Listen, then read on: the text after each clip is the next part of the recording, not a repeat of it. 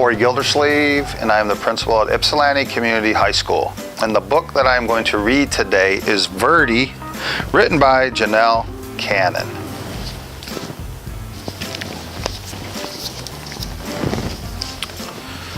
When Verdi's mother tells him to grow up big and green, Verdi can't imagine why.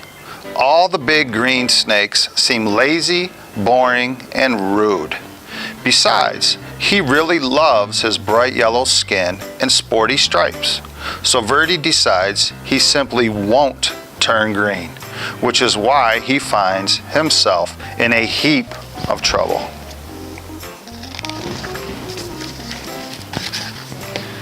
On a small tropical island, the sun rose high above the steamy jungle.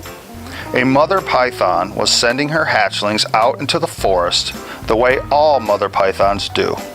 "Grow up big and green as a tree leaves," she called to her little yellow babies as they happily scattered among the trees. But Verdi dawdled. He was proudly eyeing his bright yellow skin. He especially liked the bold stripes that zigzagged down his back. Why the hurry to grow up big and green, he wondered. Maybe some of the older snakes in the jungle could tell him. So Verdi ventured into the treetops to look for them.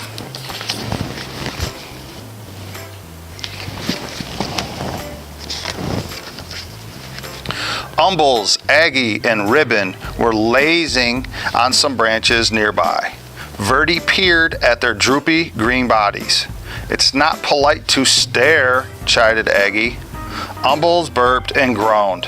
"It's taken nearly 4 weeks for that last lizard to digest.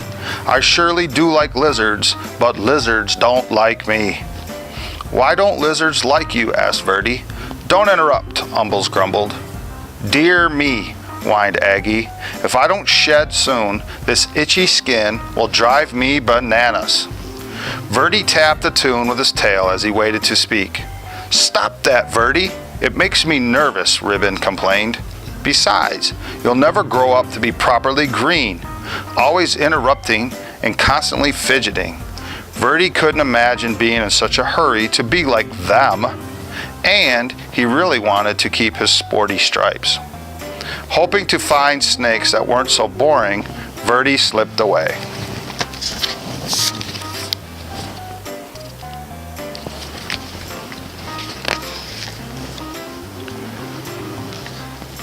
Dozer was snoring in a tree not far from the others.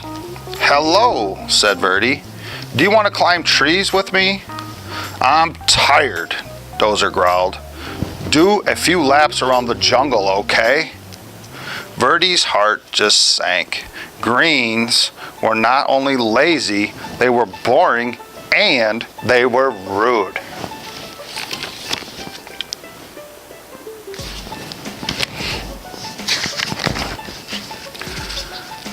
At the top of a very tall tree, Verdi gripped one branch with his tail and another with his little snake jaws. "I will never be lazy, boring, or green," he thought. "I will jump and climb and keep moving so fast that I will stay yellow and striped forever." Then Verdi let go.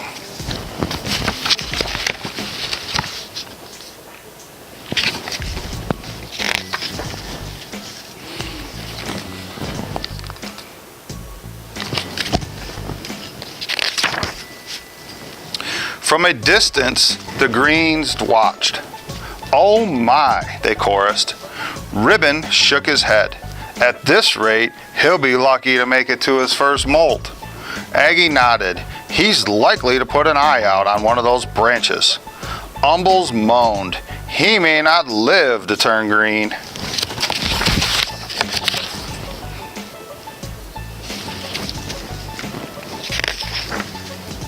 But one day, Verdi's skin began to peel, revealing a pale green stripe stretching along his whole body. "Cack," he gasped. "How can this be? I'm the speediest snake in the jungle, and I'm still turning green." He raced down to the river, grabbing a mouthful of rough leaves.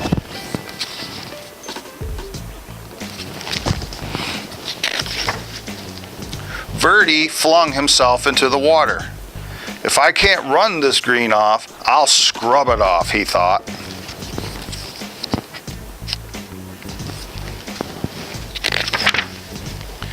His frantic splashing caught the eye of a large bottom feeder cruising in the murky depths. Yum, the old fish hummed. Lunch.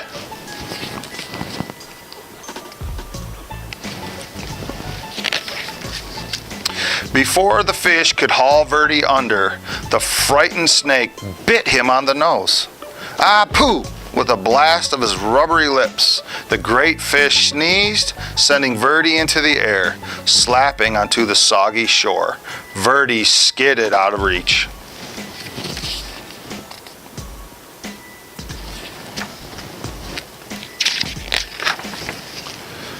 Whew, that was close, he sputtered. Every inch of his body was covered with wet, gloppy mud. Kind of lumpy, kind of brown. It sure beats being green, so he left the mud on.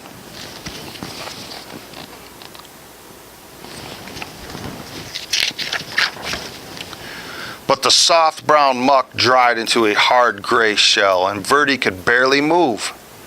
If he even budged, the stuff cracked off in jagged chunks. As each piece fell away, Verdi could see that his body was even greener than before. "This is terrible," cried Verdi. He pictured himself hanging around the droopy loops, itching and complaining and worrying all day like the old greens. He looked up into the sky where the sun blazed a beautiful yellow, just the color he used to be. Then he pulled a vine to the top of the tree.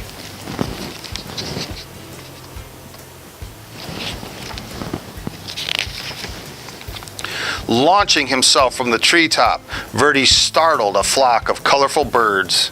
He became dizzy with delight. Sure, the bright sun and his lofty speed would turn him golden again. In his joy, Verdi forgot he would fall back to the earth.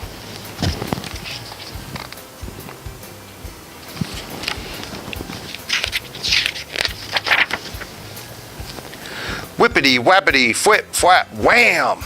Plummeting through the trees, Verdi landed in a crooked sprawl across a log on the forest floor. He couldn't move. "Help!" he croaked.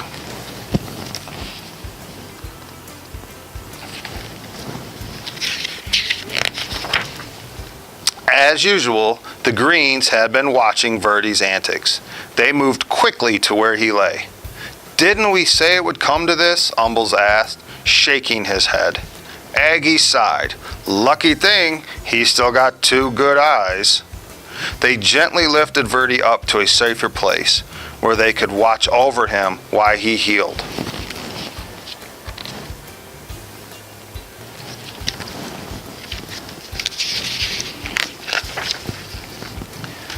Neatly splinted to a branch, Verdi had no choice but to listen to the greens as they grabbed. "Remember how I used to streak across the forest floor?" Ribbon asked. "Quick as lightning," answered Aggie, "and I climbed giant trees like they were nothing. They grew taller then, you know. Then, the things that I dared to do, I had to run down."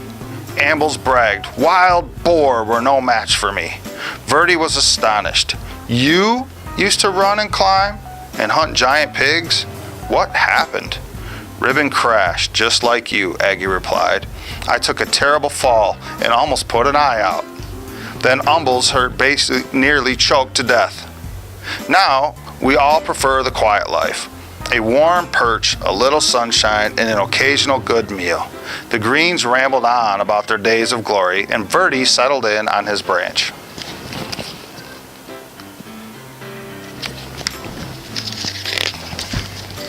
Finally, one afternoon, Umbles said, "Looks like you are ready to go again." He carefully untied Verdi from the branch. "You are welcome to come with us," said Aggie. Ribbon agreed. The three greens slipped quietly back into the forest. Verdi wasn't ready to join them. He wasn't sure where he wanted to go, so he just stretched and stayed put until the sun went down. He listened to the forest come alive.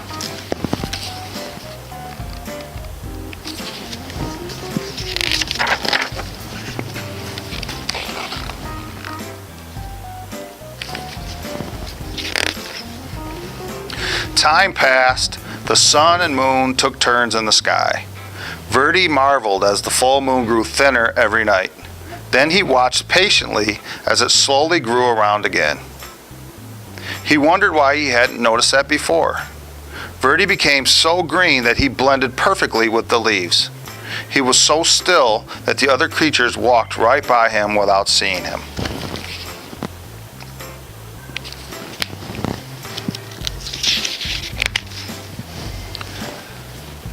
One fine morning, as Verdi basked in the sunshine, two small yellow snakes approached. They tapped and fidgeted as they stared.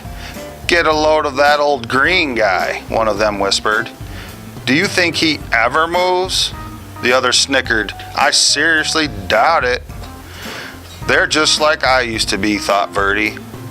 "And now, what I am afraid to be, they are." He looked at the big green body and slowly smiled. "How would you like to climb trees with me?" Verdi asked. "With you?" The yellows were astounded.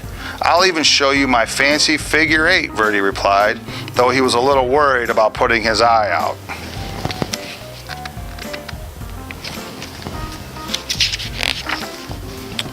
With practice, the three snakes performed a perfect triple figure eight.